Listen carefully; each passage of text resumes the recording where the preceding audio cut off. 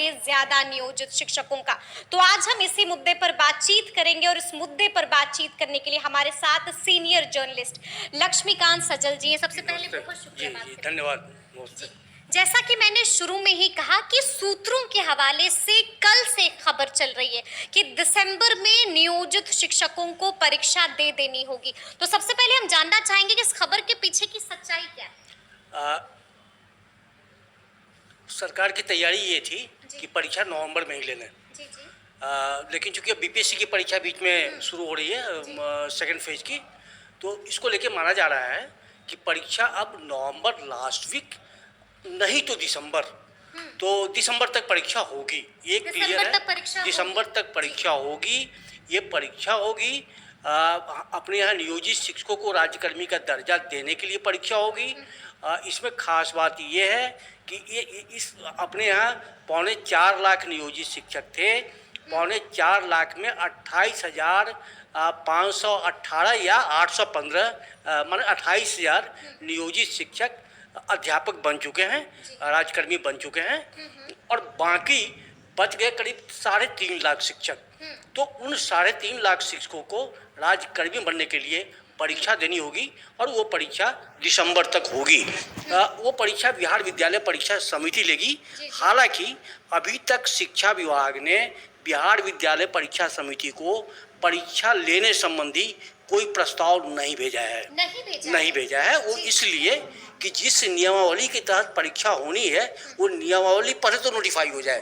तो अभी वो नियमावली विशिष्ट अध्यापक नियमावली जिसका ड्राफ्ट आया था, जिस पर 1 लाख से अधिक सुझाव लिए गए थे, वो नियमावली अब आने वाली है। वो नियमावली जैसे ही आएगी तो उस नियमावली के आलोक में बिहार विद्यालय परीक्षा समिति को प्रस्ताव जाएगा। लेकिन सैद्धांतिक सहमति बन चुकी है, या कहिए कि सैद्धांतिक तौर पर यह निर्णय लिया जा चुका है कि यह सक्षमता परीक्षा बिहार विद्यालय परीक्षा समिति लेगी। और बिहार विद्यालय परीक्षा समिति को यह जिम्मा इसलिए दिया जा रहा है कि वह इसके पहले दक्षता पर पहले चरण दूसरे चरण में जो शिक्षक नियुक्त हुए थे 2014 के पहले, उनकी दक्षता परीक्षा माध्यमिक और उच्च माध्यमिक शिक्षकों की बिहार विद्यालय परीक्षा समिति ही लेती रही थी। और उस पर 2014 से जब एसटीटी लागू हुआ तो वो परीक्षा भी बिहार विद्यालय परीक्षा समिति लेती रही है। तो इससे इससे लग रहा है कि ये परीक्षा बिहार विद्यालय परीक्षा समिति उसी पैटर्न पर लेगी जिस पैटर्न पर वह दक्षता या एसटीटी ले रही थी। मतलब ये एक बड़ी बात है कि पैटर्न भी वही हो सकता है। करीब पैटर्न वही होगा, क्योंकि उस दिन आपको याद होगा कि 2 नवंबर को गांधी मैदान में मुख्यमंत्री नीतीश कुमार जी ने साफ साफ संकेत दे दिया है कि हम एक मामूली परीक्षा लेकर इनको राज्यकर्मी का दर्जा देने जा रहे हैं। तो मामूली परीक्षा का मतलब ही हुआ कि बीपीएससी जैसी कठिन परीक्षा नहीं होगी, वैसा कठिन सिलेबस नहीं होगा इनका। और चूंकि परीक्षा बिहार विद्यालय परीक्षा समिति लेगी तो बिहार विद्यालय परीक्षा समिति का भी पैटर्न वही रहेगा। तो यही माना जा रहा है। अच्छा, लेकिन एक सवाल ये भी है सजल जी, क्योंकि लगातार हम लोग भी शिक्षक संघों से बातचीत कर रहे हैं और सबकी अलग अलग प्रतिक्रियाएं आ रही हैं। कल हमने बिहार राज्य प्रारंभिक शिक्षक संघ से बातचीत की। माध्यमिक शिक्षक संघ ने भी एक पत्र जारी कर दिया और साफ कहा कि आज भी अपने बात पर हम कायम हैं, हमें बिना शर्त राज्यकर्मी का दर्जा चाहिए। तो आपको लगता है कि नियोजित शिक्षक परीक्षा देंगे? क्योंकि प्रारंभिक ने भी इनकार कर दिया, माध्यमिक ने भी इनकार कर दिया। देखिए, शिक्षक संगठनों ने साफ कह दिया है कि हम परीक्षा नहीं देंगे। ठीक है। लेकिन आपको याद होगा कि जब पहली अध्यापक नियुक्ति परीक्षा हुई थी तो उसमें भी शिक्षक संगठनों ने साफ कर दिया था कि हम परीक्षा नहीं देंगे। बावजूद 60,000 शिक्षक परीक्षा में बैठे और 28,000 शिक्षक क्वालिफाई किए। तो इस बार भी अगर ये परीक्षा नहीं देने के अपने स्टैंड पे कायम रहते हैं, इसके बावजूद हम मुझे लगता है कि फिर भी 2 लाख शिक्षक बैठ जाएंगे मिनिमम। बैठ जाएंगे। हाँ, 2 लाख बैठ, मेजोरिटी बैठ जाएंगे। हाँ, मेजोरिटी बैठ जाएंगे। 2 लाख शिक्षक बैठ जाएंगे। और ये 2 लाख शिक्षक जो होंगे वो एसटीटी और टीटी वाले शिक्षक होंगे।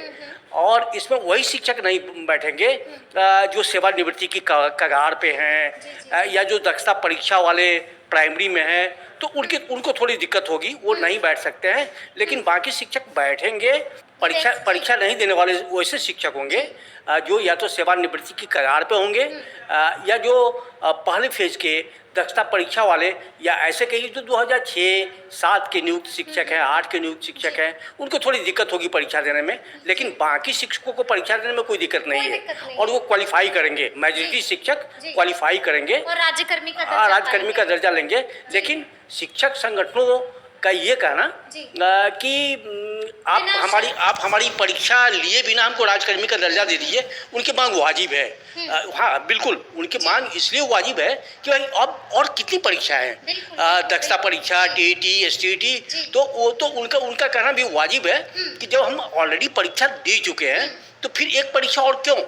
तो ये है, उनको लग रहा है कि ये परीक्षा नहीं हमसे, हाँ अपमानित हो रहे हैं और हतोत्साहित महसूस हो रहे हैं, ये है।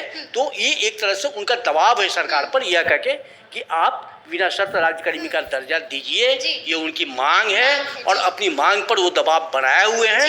लेकिन मुझे लगता है कि चूंकि मुख्यमंत्री ने उस दिन साफ कह दिया है गांधी मैदान में कि हम एक मामूली परीक्षा लेके इनको राज्यकर्मी का दर्जा देंगे, तो चूंकि इसके बाद मुख्यमंत्री ने कहा है तो लगता नहीं है कि मुख्यमंत्री अपनी बातों से पीछे हटेंगे। लेकिन एक ये भी बात है सजल जी, क्योंकि लगातार हम लोग भी लोगों से बातचीत कर रहे हैं, जो सुझाव की बात आपने भी अभी जिक्र किया कि सुझाव दिया गया है विशेष शिक्षक नियमावली को लेकर, अच्छे खासे मतलब 1 लाख से ज्यादा सुझाव आए हैं और ज्यादातर वो सुझाव हैं, ज्यादातर उसमें कहा गया है कि बिना परीक्षा लिए दीजिए। तो जब सुझाव लिया गया है तो क्यों नहीं सुझाव को माना जाएगा? क्या 1% भी चांस नहीं है कि इन सुझावों पर नहीं, देखिए सुझाव केवल उसी पर तो नहीं लिया गया है ना जी, सुझाव केवल इस पर बहुत सारे सुझाव गए हैं, लेकिन ज्यादा तो मेजॉरिटी है, लेकिन बहुत सारे सुझाव गए हैं।